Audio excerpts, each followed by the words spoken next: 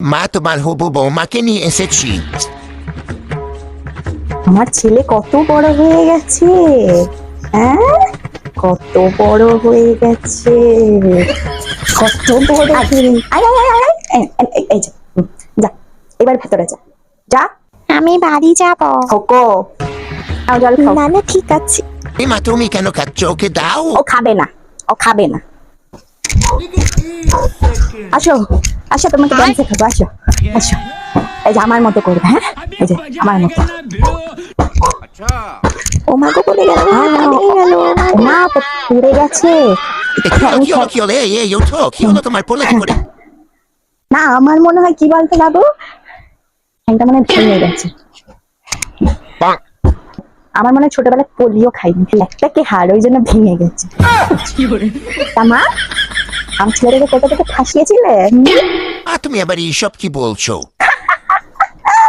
মজা করছি, পাঠা মজাও বলছি না। তুমি বোঝো না? তুমি চামচিকির পিসি রেখেছো? সেটা আবার কি? আমি কখনো দেখিনি। দেখোনি?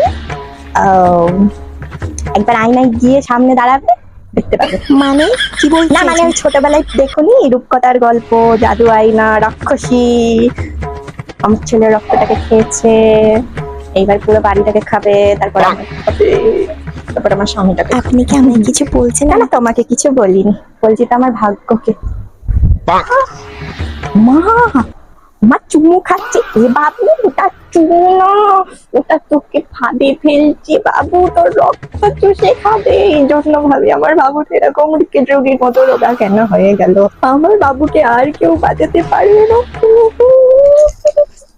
এই বাবা, ঘড়ির মধ্যে জল পড়ে গেল তো, 2000 টাকা দাম ঘড়িটা। বেবি তোমার দেওয়া গিফটটা আমার এরকম ভাবে ভিজে গেল, নষ্ট হয়ে গেল।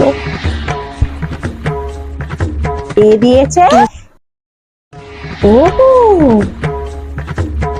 2000 টাকার ঘড়ি।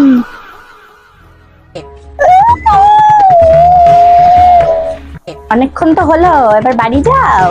মা বাবা চিন্তা করে না মেয়ে কোথায় গেছে, খোঁজ রাখে না, খবর রাখে না।